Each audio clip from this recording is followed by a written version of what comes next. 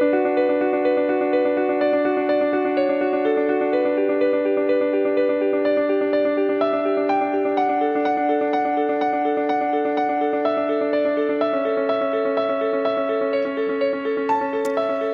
everyone. I'm your host, Andrea Weckerly, and welcome to the Ready Living Podcast, where each episode is designed to educate, inspire, and empower you to create the life you want. My guest today is Barbara Louise Brennan. She's a change maker, stigma disruptor, workplace mental health solutions expert, and mental health and human rights advocate.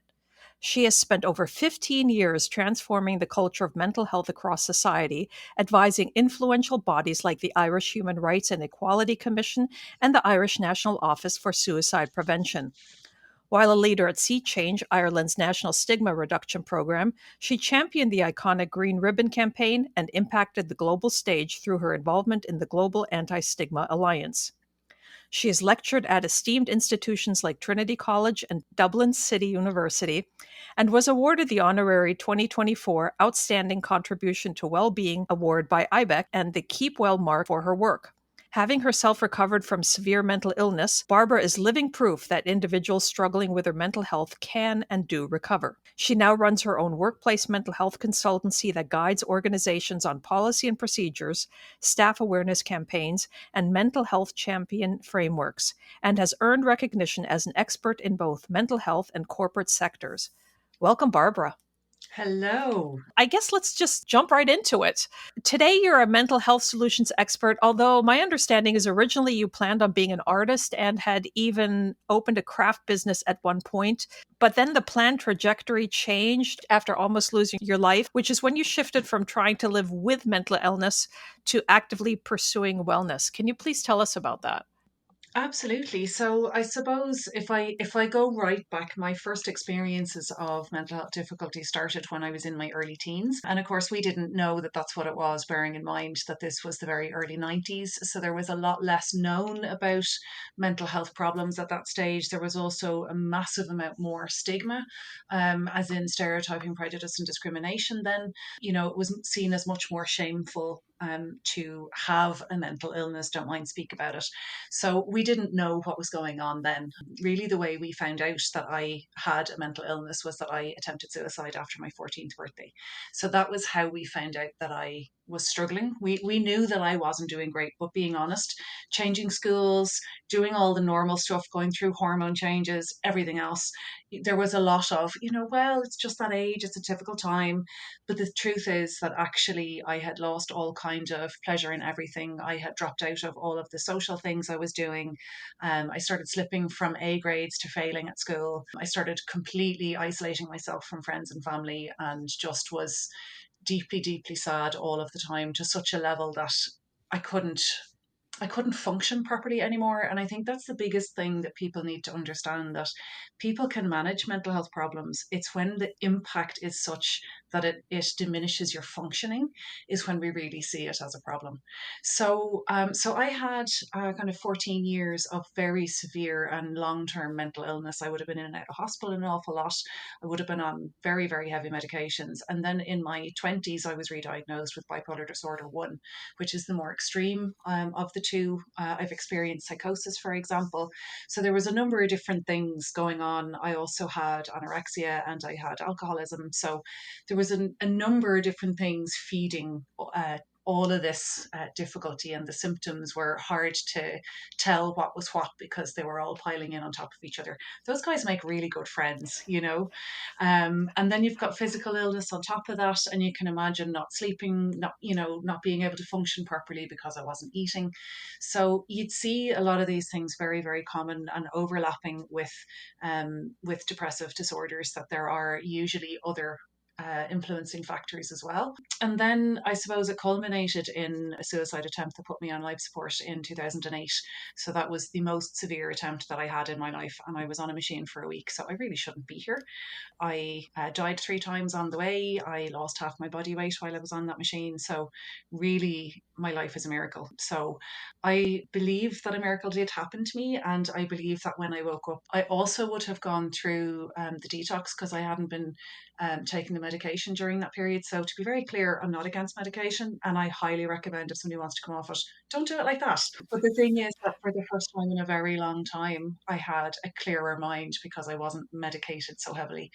And so I started looking and saying, well, actually, if the best I can hope for is that I'm suicidal every day and I am medicated out of my mind that I can't function, surely there has to be something else. So, to be fair, my medical team and my physical well-being team were absolutely phenomenal. I went to the doctor every single day for a number of months.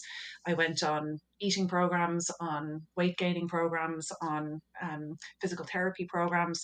I also had to learn how to speak again because I had damaged my throat with the tubes. So there was a lot of very physical things I had to do. But during that time, I also started understanding about neurology and how our brains work, and things like dopamine and serotonin. Like, those words are thrown around, but what did that actually mean? And the impact of serotonin on your sleep, for example, and the impact of daylight. So I live in Ireland, and half of the year we don't have enough light. I started learning about the impact of nourishment. So because I've had an eating disorder, I find the word diet quite restrictive and challenging, actually. So I prefer nourishment or life change or these kind of things. So I started looking at, actually, if I take B vitamins, for example, B6 and B12, they're really good for your blood, but they're really good for your mood. Also, things like understanding your gut health and the GI levels and all of those things. So your sugar levels, if you can get that right, massively impacts your mood. So who knew that sleeping and eating and drinking water and moving your body were the things that I'd heard about all these years and kind of went, yeah, right, that's going to make me better. But actually, I am now 16 years well and healthy, and I've been off medication and I have been phenomenally well. I was told I would never have a proper job because stress was too much. I have run our national stigma reduction program here in Ireland for 5 years. I now run my own business. I was told I'd never have my own home. Well, I paid off my mortgage 20 years early last year. I own my first 5 Series BMW. So I'm saying those things because they're the tick box that, like, we made it when you've got the nice car and the house and that stuff. But the point is that if I can come back from being suicidal every single day and out of work for 12 years and in hospital 3 to 5 months a year, anybody can do it. And so for me, when I got better, it was that thing of somebody should do something. People are still dying by suicide. People are still becoming incredibly unwell, and it's not okay. It's not enough. So I started knocking on doors and saying, you know what, I got better, and here are the things that I did, and I'd like to share. And so back in 2009, Sea Change was about to launch. So this was the stigma reduction program, and I was one of the very first volunteers.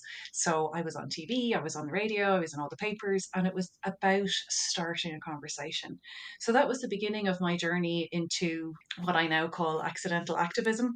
I never realized I was an activist until I won an award for that this year. And like that, I'm an educator, which I also didn't realize. And it was just purely that I wanted to make a difference. And how I've got into policy and procedures and those kind of things, it's been working with companies year after year and seeing what works and what doesn't work, and particularly understanding the law from an employment law perspective, from a human rights perspective. And then I've worked on the Assisted Decision Making Capacity Act, which was changed here 18 months ago. So there's a lot of different things feeding into what I do now. And it's about helping people understand it in plain English, in normal language, and also how to access it. So I'm very blessed in the trajectory. And you mentioned the toy making. So where that came from was in 2013, 2 years after getting married, my husband decided he didn't want to be married anymore. And he came home from work and left. And I didn't see him again for 4 years. So in that period of time, I really needed to mind my mental health, bearing in mind I wasn't working at that time. And so I always wanted to learn how to sew. And so I had just had surgeries and had both my feet broken and reset. So I couldn't walk. So I thought, this is a great time to learn how to sew. I started making toys, and so many people were like, they're amazing, we want one. And it ended up turning into a business. And then I ended up opening a craft shop. And, it just kind of snowballed from there. And concurrently, I was doing my mental health work. And then around 2017, after selling probably about 7,000 sock monkeys, because it was soft toys that I made, I then decided to actually give up the sewing, and the carpal tunnel was very happy about that. So I then went full time into mental health advocacy and training and all of that stuff. So that's my work journey. Do you still sew on the side then for fun or for friends and family? Make little gifts for them? I do, and it's one of the things that anytime anybody has a baby, they always come to me and they're like, "Will you make me one of those monkeys and put the name on it?" Or if my friends have a baby, they know that's what they're going to get. So I used to do sock monkeys, dogs, cats, unicorns, horses, so like little monsters, like any kind of sock creature, I suppose. And yeah, I loved doing it, and it was just something that you could really see children when they really engage properly with them. We made like Batman versions of them and ones with the football emblems, and we made fairies and all sorts.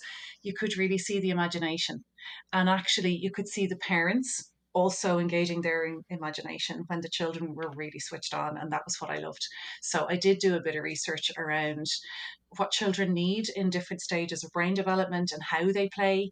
I'm also very interested in people with disabilities and some of the barriers that they have. So I had actually started developing toys for, people, and also at the end of life, some of the issues that people have from a sensory perspective, how we can improve their brain function. When you are sharing your story, what I really hear there is a testimony of hope. The idea that you went from very rough and challenging and difficult beginnings, where day to day was a struggle, to where you are now. It is absolutely astounding. And I love the part where you said that if you can do it, other people can too. And let them know that there is a future waiting for them out there.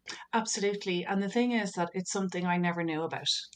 I didn't know that people who experience mental health difficulties could get better. I didn't know that they could have a job, that they could be normal. And I think that's a terrible thing, that we other people, that we make them different, that we make them separate.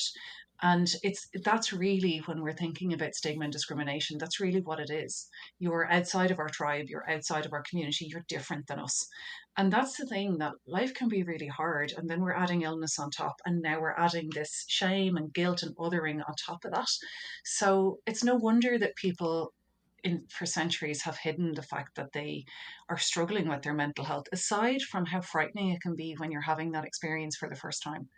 So it does make sense. And for me, it has really been to help people understand that we don't have to be afraid, that we don't have to be afraid of each other, that we don't have to be afraid of the illness, regardless of which one it is, that actually this is a human experience, and that people can get through it, and that they can also find a way, that people are incredibly resilient. And the thing is that most often, for the people that I know who have learned how to live with their illnesses and their disabilities, that actually they're some of the most resilient people that I have ever met, and that they have something to latch onto, and something that some other people have never experienced and may never experience. And it's where my joy and my passion comes from, because I know what it's like when it's not there. We're using a lot of terms here. And so, what I'd love to ask you is to help us understand the difference between mental health and mental difficulties and mental illness. I think that's really important for people to know. Absolutely. And this is an amazing conversation. So, I actually wrote a guide on this in Ireland. It's called Stand Up to Stigma, and it's available on the Sea Change website. And it is exactly for this. So, the thing is that mental health is like the topic. So, mental health is the overarching theme, if you like. And within that, we have mental well being. Well being is when we're functioning well. Mental health difficulties then would be when we're starting to struggle. So maybe, we're not functioning the way we normally are. We're more irritable. We're having a bit of brain fog. Maybe we're not even sure how we're feeling. We're having fluctuating moods or longer low moods. But again, it's the impact. And the thing is that when we see a shift between a mental health difficulty and a mental health illness, or just mental illness, that's when the mental health difficulty has become so impactful that the person isn't able to function normally. It's over a longer period of time, so at least 3 weeks or more. And there are a number of different factors in play where then a diagnosis would be possible. And so this is then where somebody with a mental illness has been diagnosed by a practitioner. So it could be by their GP, so their general practitioner, or it could be by a psychiatrist. It's about the diagnosis. So, generally speaking, mental illness is when you've been diagnosed with it. The caveat there is, how many people do you know who don't go to the doctor when they have a cold or a flu or a lump or a bump or whatever? So it is possible to have mental illness and not be diagnosed. So it's just to explain that. But generally speaking, the mental health difficulty, in my understanding, is that it's lower in severity and lower in impact, whereas the mental illness is something that is more lifelong and the impact is higher. More often than not, mental illness needs some kind of treatment or intervention as well. So the like of medication would be more likely in the like of a mental illness. So again, it just depends on the person. But like I said earlier on, I haven't been on medication in a very long time. So whether I am cured of bipolar disorder and some of the other mental illnesses that I've been diagnosed with, I really don't know. But as long as I keep doing the preventative and maintenance stuff, I'm managing to keep my well being in place. So I think it's helpful for people to understand that we live on this line between 0 and 100. And it's not even that we go up and down the line, it's like a figure eight, that it's kind of more fluid. And it's that kind of piece that we need to remember also, that we don't live down at 0, but we also don't live up at 100. We might live between 50 and 70 maybe. And so if we notice that maybe we've been at 40 for a little while, we need to start recognizing actually what's happening. When was the last time I laughed? When was the last time I had a good night's sleep? When was the last time I really enjoyed the taste of my food? When was the last time that I was comfortable in my own body, that I didn't have tension, for example? Or when was the last time that I really felt at ease? And if we are struggling to answer those questions, it's really important then to start putting things in place to focus on them and practice. And the thing about well-being, we hear this practice all the time: mindfulness practice, meditation practice, well-being practice. It's because we can't get it done. It isn't a destination. It is to improve each day on how we are and how we feel.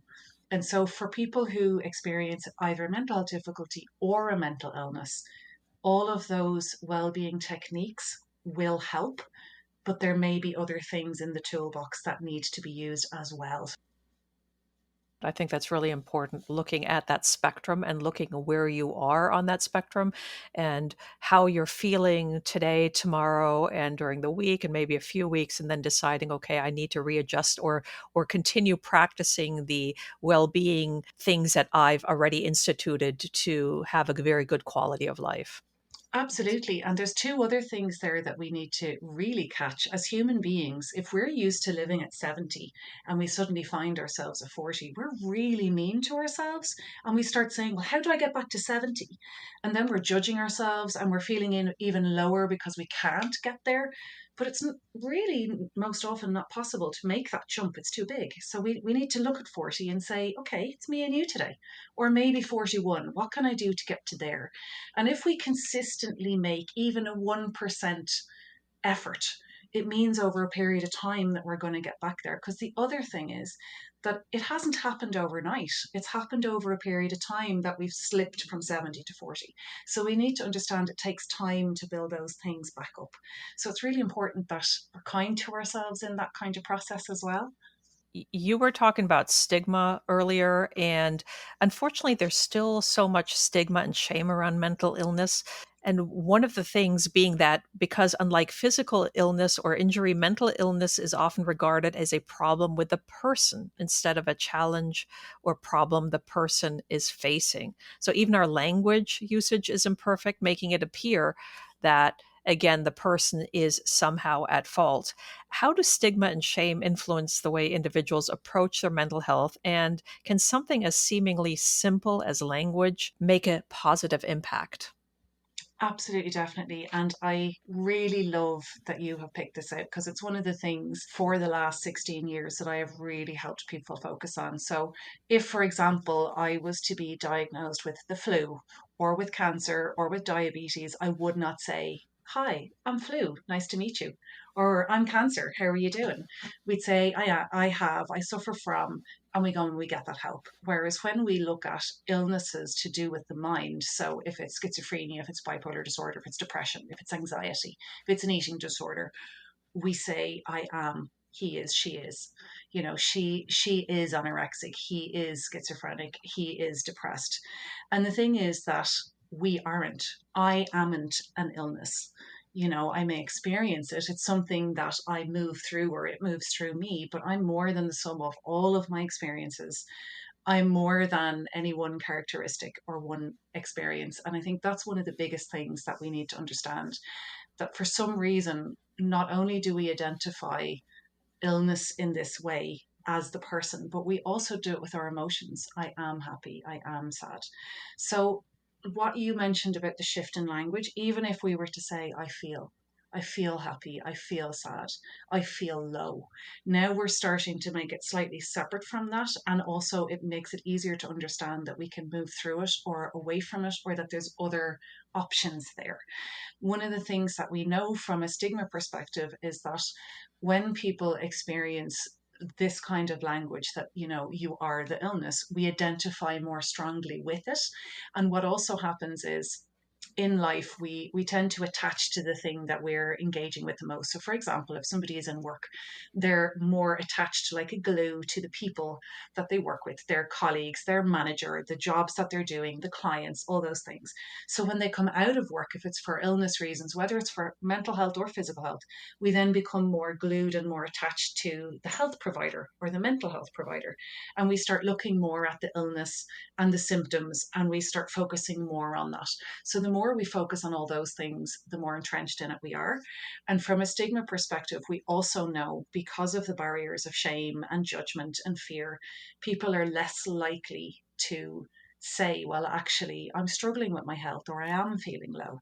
And that's the piece that we really need to get to. And I think in some ways, the pandemic did give us a gift, in that we started seeing each other in a very different way. And we started noticing, you know what, actually, I'm really stressed, or I'm feeling some kind of something. I don't know what it is, but it's a bit icky and I don't know what to do with it. Or I'm feeling lonely, or I'm feeling stressed, or you know what, I've been down to the supermarket and these people were standing so close to me and I wanted to punch them because I just got so anxious. And we started normalizing all of those kind of feelings. And so that helped us understand that we all experience those. But I think there is still a level of fear around mental health disorders, mental illnesses. So, particularly schizophrenia, psychoaffective disorder, bipolar disorder, borderline personality disorder, all of those ones that we don't really understand. And also, from a media perspective, when we think historically about what we've seen in the papers and we've seen in the movies, it's usually a psycho killer. But the thing is that we also need to be clear that psychosis and psychopathic are two entirely different things. So we need to understand that the language definitely impacts.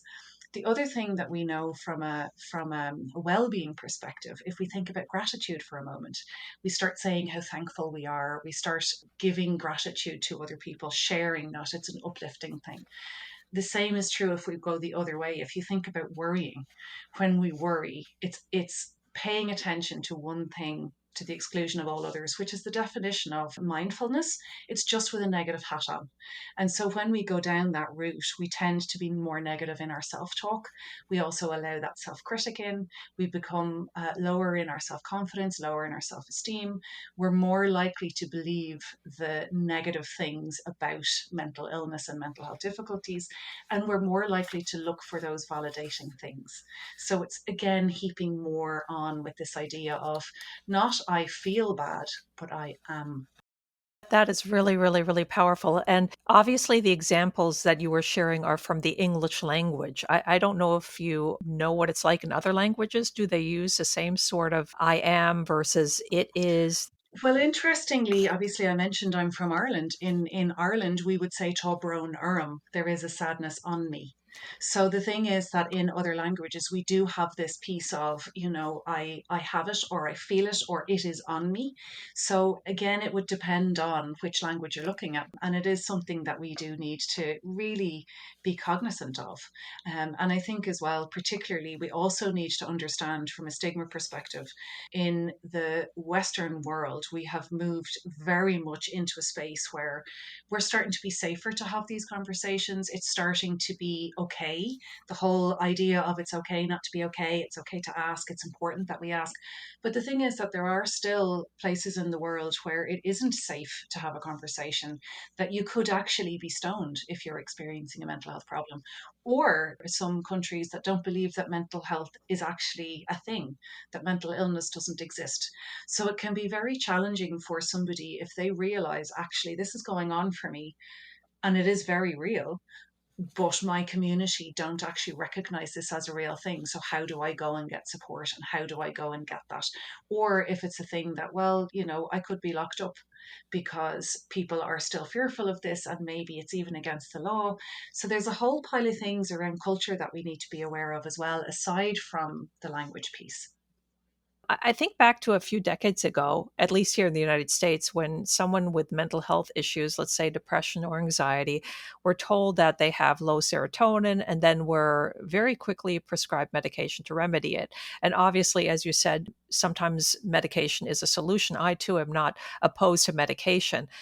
But while medication can be useful, what we didn't do is look at the life circumstances of the person suffering, perhaps a history of childhood trauma or an unhealthy work environment, a toxic relationship, or the loss of a loved one. And so anxiety and depression in those contexts aren't unusual and instead are a natural, albeit painful reaction to circumstances. Do we need to change the discussion around causality in mental health issues? Absolutely. Well, I think that the very first thing that we need to address here is the fact that we talk about negative emotions. Emotions are not positive or negative. They just are. And it's one of the things that when we say negative emotions, usually it's disgust, anger, fear, hurt. All of those things, we experience them and they're very uncomfortable, but they're telling us something. I don't like this. I would rather this. I don't want that. I would rather that. And so it's explaining to us in a way that we feel very, very strongly. It's very visceral. It's very tangible. And it's those things that we need to understand firstly about our emotions, that they're telling us something, but also that they're not on their own. So when we think about the psychological way that we work, we have our thoughts, we have our feelings, and then we have our behaviors. So in a cognitive behavioral model, it's really looking at these three things and how they interact. So firstly, understanding that is important. And then secondly, to your point about what's going on for the person. So I mentioned about being holistic earlier on. The other thing that we don't do is, hey, have you had any blood tests done? Maybe your thyroid isn't working properly. Or, maybe there's a disorder in your family that we don't know about that is actually causing you to have, a drop in your blood pressure, and maybe your blood sugar. And maybe you get a little bit more irritable when that happens. Or whatever it is that we don't tend to say, actually, I'm going to go to the GP and I'm going to go get all these things tested and make sure that I don't have some nasty underlying thing or some simple underlying thing that could be fixed by a dietary change or by drinking more water or by possibly having medication. Because here's the thing, if we had cancer, if we had a heart problem, if we had whatever those things are, we would feel more comfortable in taking medication for it and we wouldn't feel ashamed of it. Whereas we still have a thing that actually the mental health problems, well, I should be able to do it on my own. I shouldn't need that. So there's two things there. And then to your point about the impact of other things. So we also have this historical shame. It's a matter of, oh, well, we don't talk about that. If I go back even two generations to my grandparents, you don't air your dirty laundry. You don't tell anybody else. Keeping up with the Joneses comes to mind. We put on this front. So we've heard about the mask before. Societally, it's not allowed. You keep all of that stuff to yourself. And it's why also, and particularly in Ireland, we have this thing, we have about 1,000 ways of asking how you are. And yet, God forbid somebody might actually tell you. So usually when you meet somebody on the street, hi, how are you doing? How's it going? And the person keeps walking. And sometimes when other cultures come to Ireland and they hear this, they're standing there waiting to respond and the person is gone. And they're saying, well, what happened? I didn't get a chance to respond to you. It's the same in the United States. Hi, how are you? But nobody expects an answer. And if you do give an answer, it's exactly what you described. It's like, well, why are you saying something beyond, hey, I'm okay? That's it. So we also expect the person to say that they're grand, they're fine, they're okay, whatever it is. And actually, particularly fine, I use that a lot. So in some of the corporate talks and different things that I do, I say to people, well, when you say fine, do you know what that stands for? FINE. And obviously I get the blank look and I say, so I'll use the clean version: fearful, insecure, neurotic, and emotional. So the next time somebody asks you how you are, I want you to say, am I fearful, insecure, neurotic, and emotional? So here's the thing. I mentioned I was a suicide survivor earlier on. As a suicide survivor, is fine all that you really want in your life? Is that good enough? And the second thing is, this is the beginning of having different conversations. If we can say, I'm fair to middling. I'm doing okay. I've had better days. I'm awesome. I'm having a great day. Whatever it is, if we could actually just describe it, I'm not saying spill your guts and tell them everything, but literally just describe how you are and leave it at that. Firstly, it puts down the weight of having to carry I am everything, keeping up with the Joneses. I am perfect on the outside, struggling with all the stuff. But the other gift that we have then is that we are allowing the other person do the same thing. And it means that that person is more likely over time to possibly talk to us if they are struggling. And that's the thing that I have found the most, that the more open I am, and I don't mean giving away everything that's happening or spilling my guts every time, but when I'm honest with people, or even at the start of a meeting when people say, oh, how are you? And I might say, actually, I'm not feeling so great today. I'm here for it. I'm absolutely capable of doing my job, but I'm not in great form. And leaving it at that, it just allows a different conversation. And then sometimes it also means that if, for example, I'm in that meeting and I'm a little bit snarky, if I've already said, look, I'm not in great form, if I'm a little bit snappy today, it's nothing to do with you, the person is not going to be snarky back, or they're not going to go home offended or upset. Whereas if I hadn't said anything, they could actually leave that room saying, I don't know what I've done. She's really angry with me, or she's not normally like that. And then the questioning starts. So the language that we use is massively impactful, but also it has a huge long-term effect on our relationships and how people engage with us and how safe they feel with us. So I think that's another piece of the stigma, that when we really look at that, and then also around the circumstances piece, that somebody might be more likely to tell us a little bit about maybe why they're feeling, or maybe that something happened years ago and you know what, I know that has nothing to do with what's happening now, but it's kind of coming up for me at the minute and I feel something about it. So sometimes that piece before we jump into trauma or any of those things can be really, really important. So obviously for anybody who's listening who has experienced any kind of trauma, and it doesn't matter what that is, the point that we're talking about here is the impact. If somebody is still feeling impacted by their trauma, whether it was 2 minutes ago, 2 years ago, or 25 years ago, if it's still impacting you, if it is still having negative ways of showing up in your life, if it is still driving you in such a way that you feel fearful or anxious or angry or whatever those feelings are, I would really encourage you to get some support and get some help in working your way through that and putting some more protective mechanisms in place. And again, that's that piece of maybe cognitive behavioral therapy, working out what those triggers are and knowing, when I go to this place, that really bothers me. And so maybe I need to prepare a little bit more because I have to go there because maybe my family live there or whatever it is. Or maybe it's, a particular smell or a sound, or we don't know sometimes, but here's what I'm going to do if I feel that way in the future. So I think looking at the circumstances is a huge part, and then managing the symptoms is the other side of it. And then there's the life stuff in the meantime. So I mentioned earlier about how we live. So if we've somebody has been unwell for a period of time and they're not sleeping well, and then they start going to bed later and later and later, and then it's whatever, well, I have insomnia, whatever. But if we don't make ourselves rest, and if we don't allow ourselves to have those routines, it's probably not going to make it any easier to get better. In the same way, I mentioned that I had an eating disorder. For all of the years that I just put it down to, oh well, that's just the way I am, I didn't make a big enough effort to change it. And so some of those things, it's not that I'm saying it was on me, but at the same time, when I started making those changes and I started addressing those circumstances and I started addressing my behaviors, actually some of those things, those behaviors, I suppose, I built them to keep me safe at a time when I was very unwell. But they didn't help as I got better. And so I had to learn new ways to cope. And I think that's one of the biggest things. We change as human beings and as who we are over time. And just because I was letting go of those behaviors doesn't mean that that was a bad thing. And I think that's really important for people to hear, that it's okay to let go of certain behaviors and it's okay to let go of difficult things. It doesn't mean that you're forgetting it. It just means that you're not reliving it anymore. Do you think that there's an increase in mental health problems in the last couple of years, let's say last decade or so, or do you think that we're just really talking about it more? Because it seems that it's more in the news, it's more in the media, certainly prominent figures, celebrities talk about it.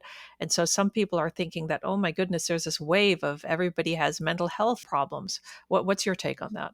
I actually think it's both. So, what I'll say is that firstly, we have massively more understanding about neurodiversity now, around mental health problems now, around physical illnesses now. So, we're starting to understand, even from a scientific perspective, actually what's going on. And then, from the perspective of talking about it more, the fact that we are talking about it more, of course, we're going to become more aware.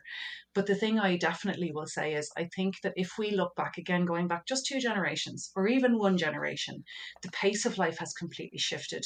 You know, we had a very much different way of living. So you went to work, you came home, you had time to rest. You had a circle of friends, you most often had a community.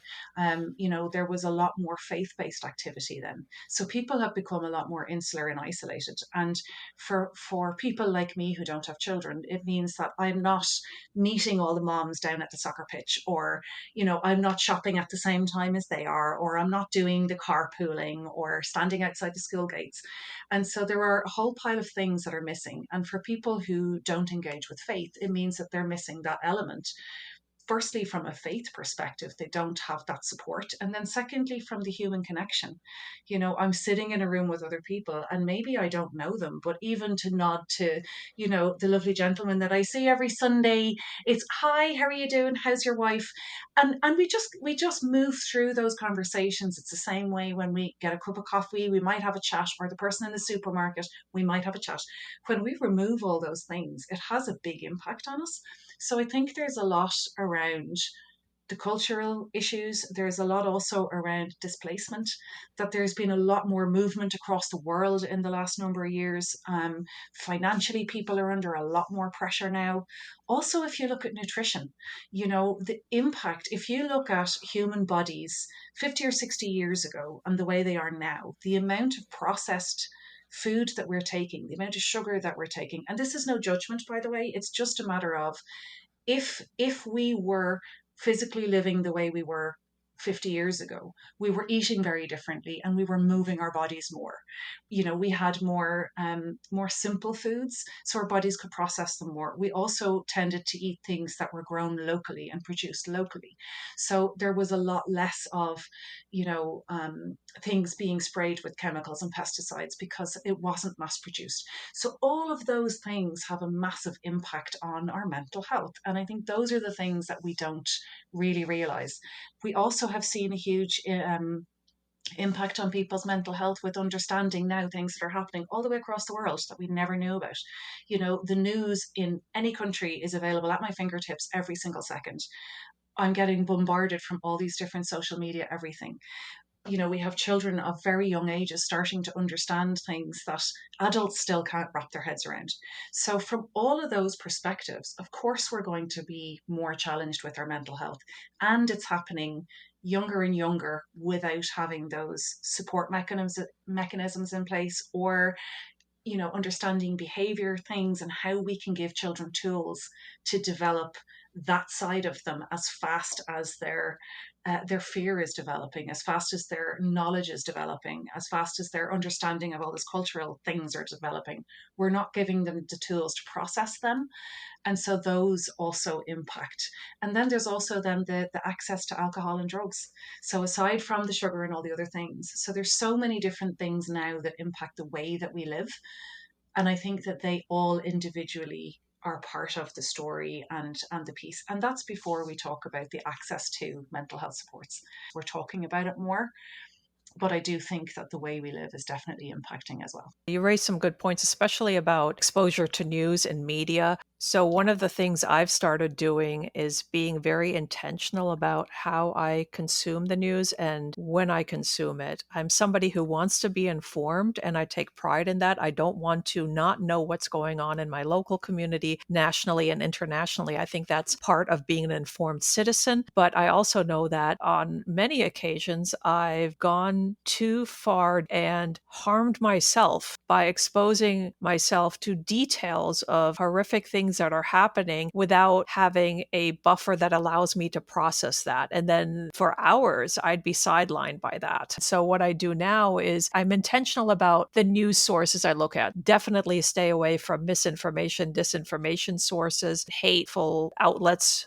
I prefer very often to consume news in a written format because it gives me greater control than looking at a video of something where obviously my emotions are going to be pulled in differently. That doesn't mean I never look at video news sources. Sometimes it's very beneficial. But again, being very intentional about my consumption and the impact it's going to have on me. I think that is so important. And it is one of the things that actually about 20 years ago, maybe slightly longer, when I was really trying to make a difference in my life, it was one of the things that I said, you know what, I'm not going to watch violent movies anymore.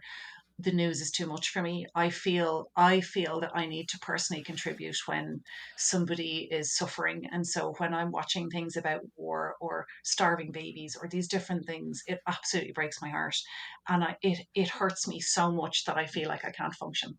So it's really important for me to be very mindful of those things. So I think it's really important that people hear the word intentional there. So it's not that it's saying don't do it. It's about saying doing it intentionally. And the other thing I heard you say was buffer.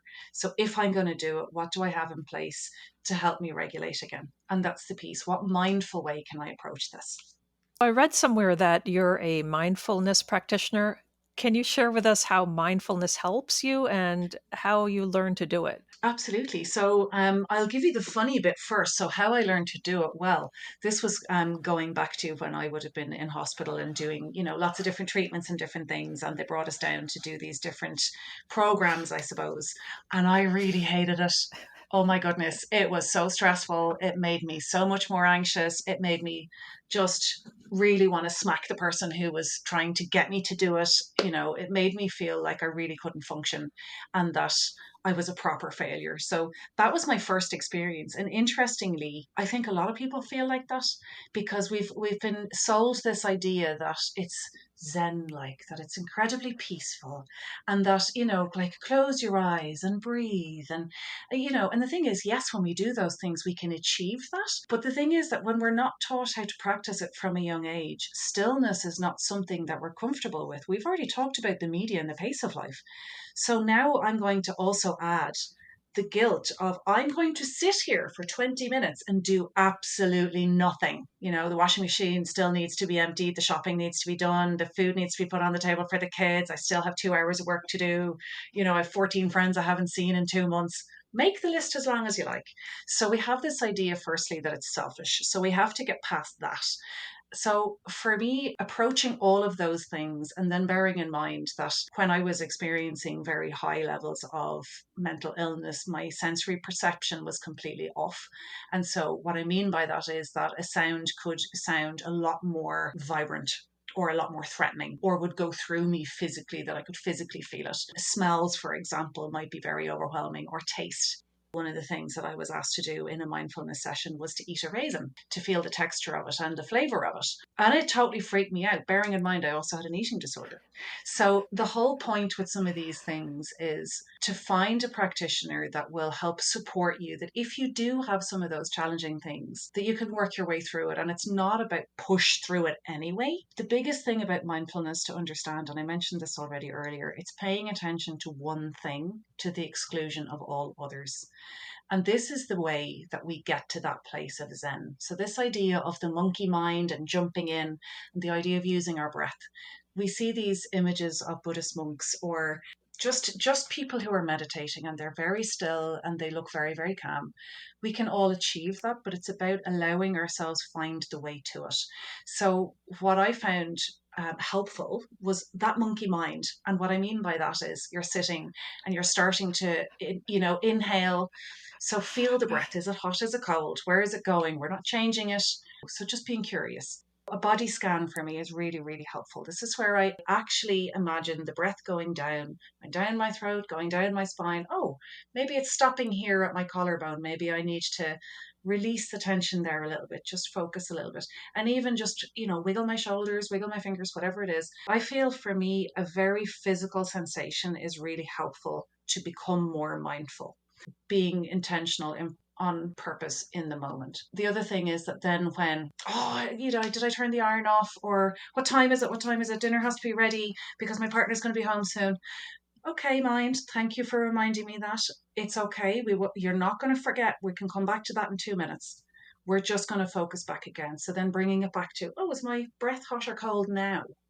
And just repeating it. And it can feel really irritating to keep on repeating and repeating. And you can feel like a buzzy bee hopping from one thing to another. But that's absolutely okay. And it's about the practice. The more we practice it, the more muscle memory our body will get. So the more that we do it, the faster your brain will go, oh, I recognize this. I know what she's doing. I need to start relaxing those muscles.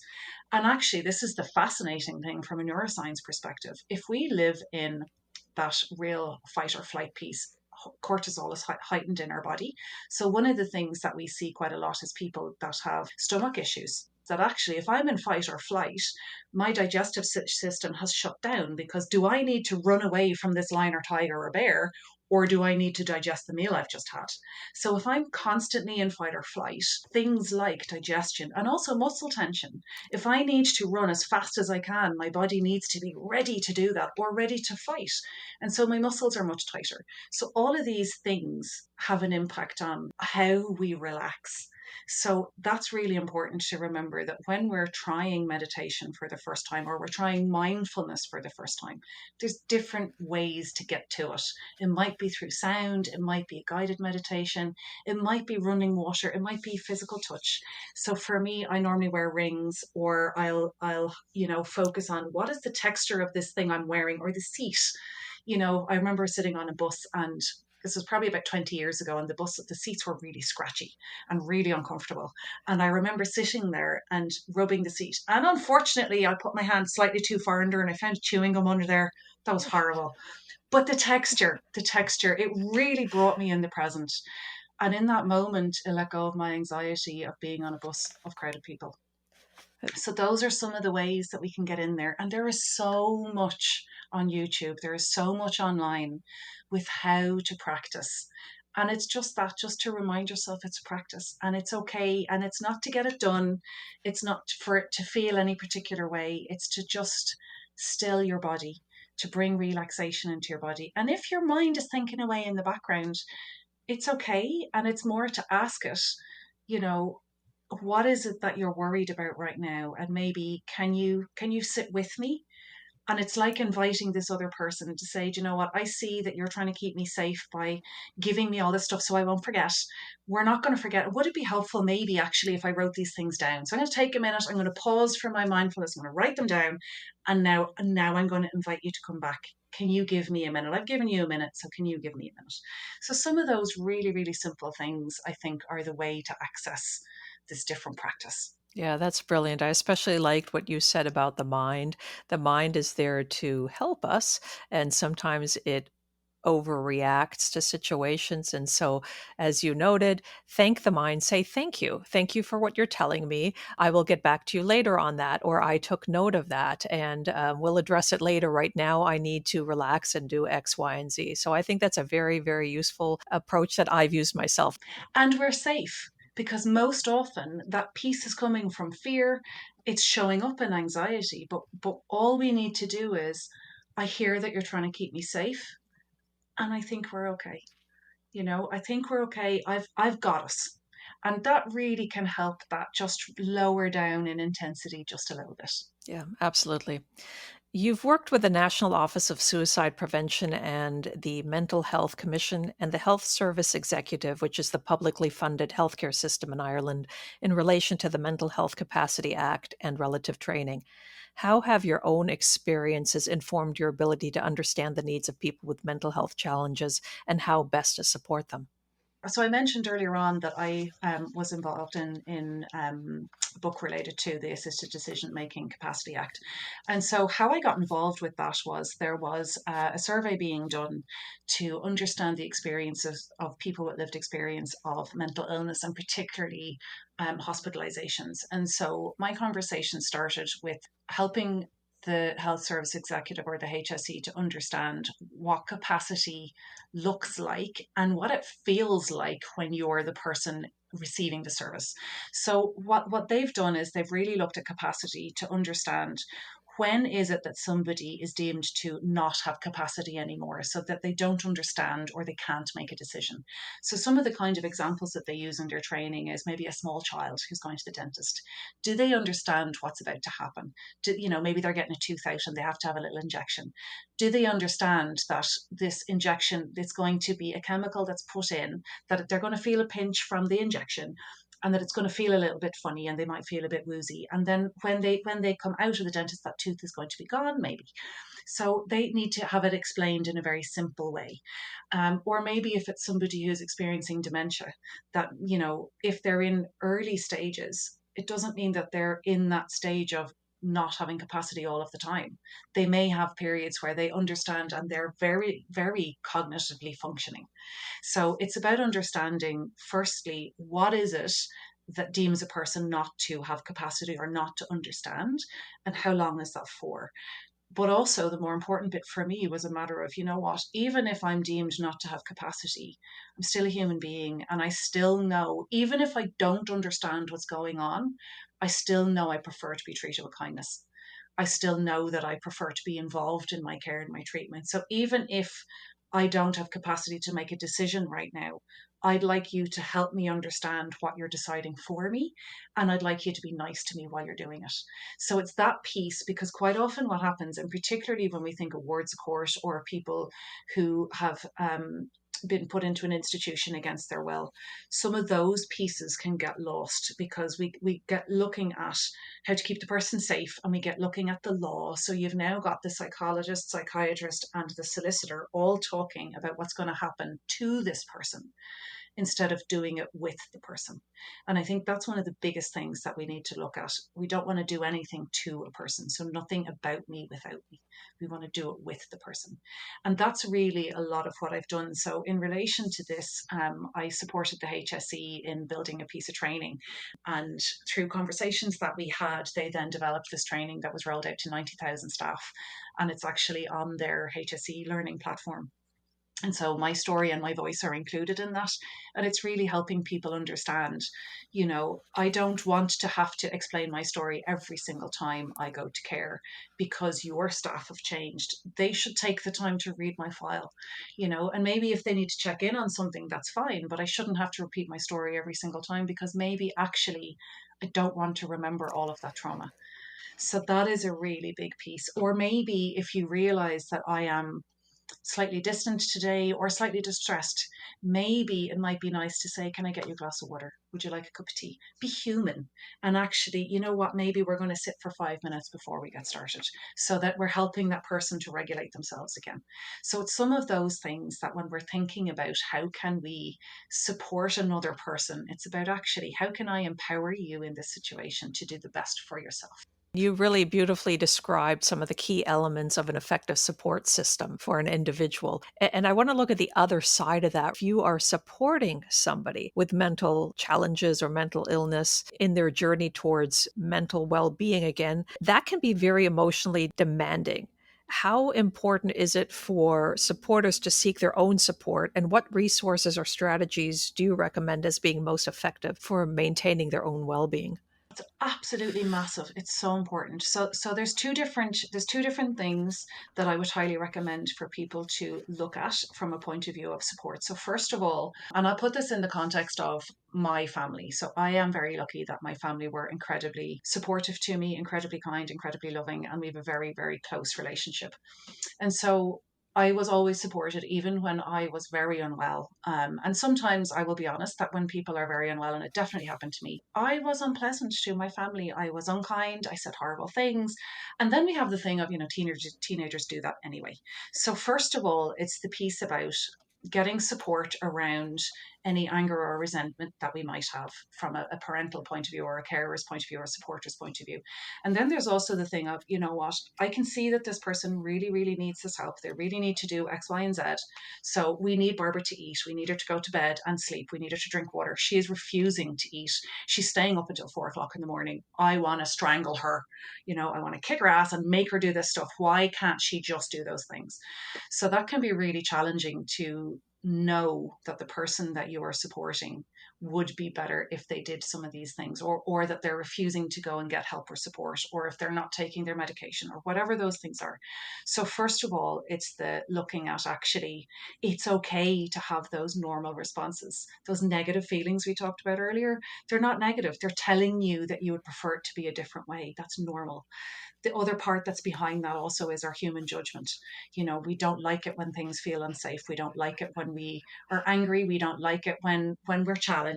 And so we have judgments about those things. And sometimes it also isn't helpful when we interject those things into the conversation with the person we're supporting, and that can be challenging. So it's about getting help with that, and then it's about getting help with the, you know what, I feel deeply sad that I can't help, I can't fix it for this person that I deeply care about. So I would highly recommend for a person to go and get support, whether that's counseling, whether it's psychotherapy. So psychotherapy is that piece about talk therapy, but it can be more helpful sometimes in that it looks at cognitive behavioral therapy, for example, or it gives practical things. So some of the things that people don't realize is that if I go to a counselor, they aren't necessarily going to give me any answers. So, depending on the kind of talk therapist I go to, I need to understand that some people will just sit there and listen. And they might ask a few questions, but they probably won't. They're just going to leave it to me. And so it isn't solution focused, and it doesn't really give me the tools. So, it can be really important to understand the different kinds of therapies there are, and then what might be the most helpful for you. And then that piece, actually, when the person you're supporting is at a place where they can engage, doing things like family therapy can be really helpful. And this is where the family would go together and have a facilitator to facilitate some of those difficult conversations. You're doing this thing that's really challenging, and I want to strangle you. And also, because there's stigma, I can't talk to my friends about this. So I'm twice as angry as I should be.